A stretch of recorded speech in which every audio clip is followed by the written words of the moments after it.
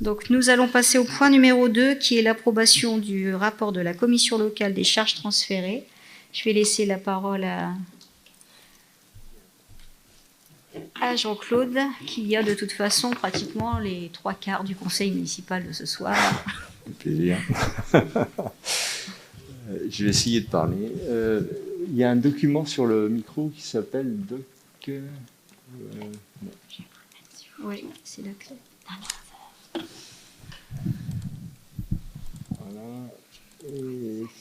Voilà. J'ai essayé de vous faire quelque chose bonsoir déjà, excusez-moi. De faire quelque chose d'assez rapide et puis de vous expliquer ce que c'est que la commission locale d'évaluation des charges transférées, puisque ça CLECT, ça ne veut pas dire grand-chose. Donc si on peut passer à la page 2. Je vais vous la lire. Pour rappel, ce que c'est que la CLECT. Donc, au moment là, je vais vous faire un peu la lecture, bien que vous soyez en mesure de le faire. Au moment de la création de la communauté urbaine, Nantes Métropole, pour le compte des communes, réalisait des prestations versées variées pour le compte de ces communes, le nettoyage des cours d'école, la mise en place des barrières, à l'occasion de manifestations, la pose d'illumination de Noël, la maintenance d'éclairage du domaine public, etc. Les communes, pour le compte de Nantes Métropole, entretenaient les espaces verts de voirie. C'était donc des prestations à charge de chaque ville qui conservaient les agents espaces verts qui étaient affectés, sans transfert de charge des personnels sur les espaces verts et les accessoires de voirie. Donc, au travers de ce rapport de CLECT, il est proposé que le nouveau pacte financier de solidarité intègre une prise en charge financière de l'accroissement des charges depuis 2001 et un toilettage des prestations des uns et des autres de 20 ans après. Alors ça, c'est le point qui est important. Sachez qu'aujourd'hui, la commune, elle percevait une subvention au travers de ces charges transférées qui étaient assurées par les communes sur une base de 2001. Ça fait quand même un peu plus de 20 ans.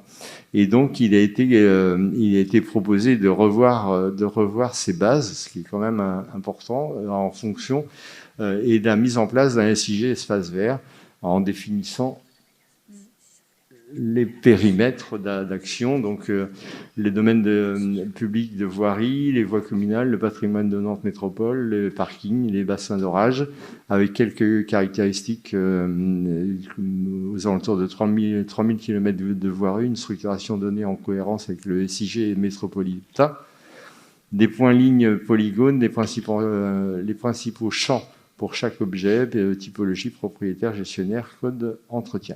Donc ça a été les bases de la nouvelle, de ce qui a permis de faire ce calcul. Et puis, après, je vous propose les modalités de prise en charge par Nantes Métropole. Donc, je ne vais pas vous faire la lecture non plus, mais il y a les modalités de calcul, vous avez pu les voir.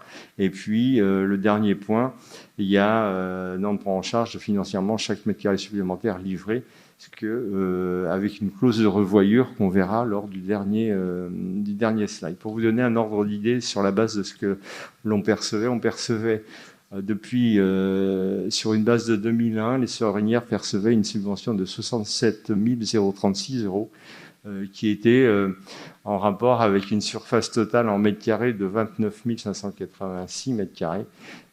Enfin, vous y voyez le détail. Et si on passe au slide d'après pour faire très court, le slide d'après vous montre ce qui a évolué depuis 2001. Donc on est passé de 67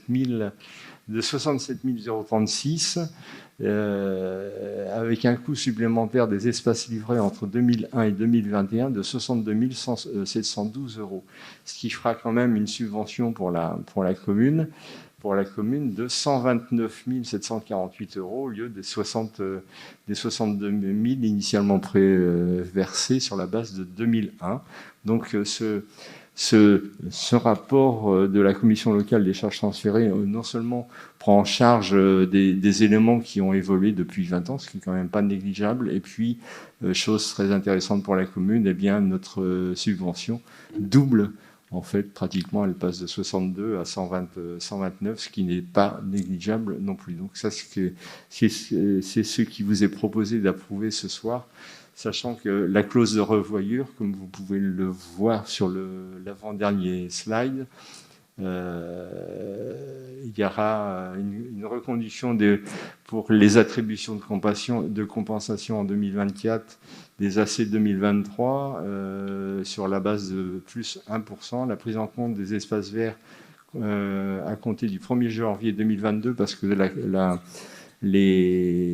on est passé d'un nombre de mètres carrés référencé, enfin la base de 2001, on est passé sur une base à 2018, c'est-à-dire qu'on n'a pas intégré encore tout ce qui a pu évoluer depuis. Donc on est quand même encore un peu en deçà de la réalité, ce qui implique que cette clause de revoyure.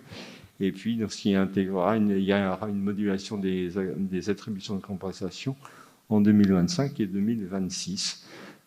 Voilà, donc comme vous pouvez le lire, la prise en compte des espaces verts livrés à compter du 1er janvier 2022. Donc, pour faire très court, c'est d'approuver ce rapport. Il y avait un autre point aussi qui était la gestion des terrains familiaux locatifs, ce qui est appelé TEFA. On n'est pas concerné puisque seules 4 communes sur la métropole sont concernées par les terrains familiaux locatifs. C'est Nantes, bien sûr, puisqu'il y en a pas mal. Bougnay, Rozay, Saint-Herblain, il n'y en a pas sur la commune des Sorinières.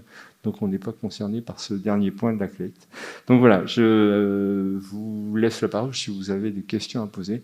Mais le point important, c'est de savoir que cette revalorisation a été faite jusqu'en 2018. On était sur une base de 2001, donc c'est quand même c'était très loin. Il y avait nécessité à revoir les chiffres à tel point qu'on double notre subvention. Donc voilà. Est-ce que vous avez des questions? Oui, Monsieur Bernot.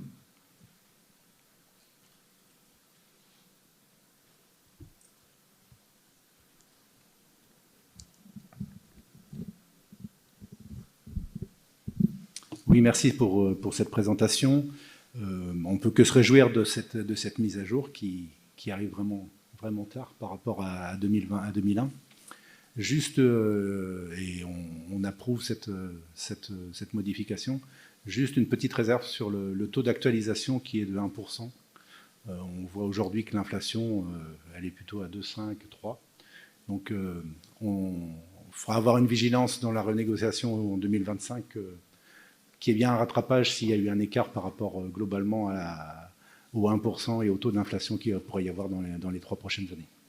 Oui, je pense que vous avez raison. Je pense qu'il faudra être vigilant là-dessus. Je pense qu'il faut noter ce point important qui est quand même cette revalorisation qui était très très importante et à tel point qu'on double. Maintenant, effectivement, 1%, ça peut peut-être paraître un peu court au travers de ce que l'on vit actuellement, mais on sera vigilant là-dessus. On sera sûrement amené à en reparler, il n'y a pas de souci. Est-ce qu'il y a d'autres questions? Eh bien, je vais procéder au vote. Qui est contre l'approbation du rapport de la Commission locale des charges transférées? Qui s'abstient? Qui vote pour? Je vous remercie.